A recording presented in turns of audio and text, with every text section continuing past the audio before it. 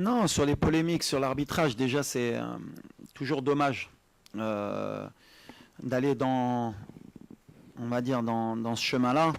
Voilà, on a un bon continent, on travaille bien. Il y a toujours une mauvaise image concernant cela. On veut faire croire que voilà, qu'il y a des matchs qui se gagnent forcément de cette manière. Et il ne faut pas se mentir, il ne faut pas avoir de langue de bois. Ça a toujours été le cas concernant le continent africain, d'avoir des doutes ou d'avoir des polémiques. La réalité, elle est que justement, vous, les journalistes, vous devez faire votre travail. Un pénalty est sifflé d'une manière dans un match, il n'est pas sifflé d'une autre manière dans un match, une main est sifflée et pas sifflée. Moi, je regarde tous les matchs, puisqu'on a beaucoup de joueurs aussi qui jouent en Europe, c'est les mêmes polémiques partout, que ce soit en Afrique ou en Europe. Juste, on veut un peu agrandir cela sur notre continent. Moi, je serai toujours un défenseur du continent africain et je partirai toujours avec l'idée que tout le monde essaye de faire de son bien. Comme tu l'as dit, on a été lésés nous aussi depuis le début de la compétition. C'est par exemple le penalty contre la Tanzanie où tout le monde a essayé de faire croire qu'il y a un penalty parce qu'il y a un joueur qui fait 20 kilos, il y en a un autre qui fait 120 kilos en Angleterre, jamais ça siffle. Mais quand Bilal Akhanous il est poussé dans la surface contre le Mali, il n'y a personne qui dit qu'il y a penalty. Le penalty sur Abdé, le dernier match contre le Cameroun où un joueur dans la surface lui met le pied sur la cheville, si le VAR revient, il y a penalty.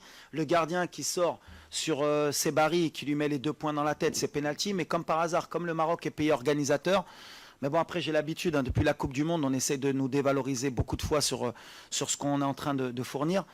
Et à chaque fois, il peut être témoin, je parle à mes joueurs à chaque fois du terrain.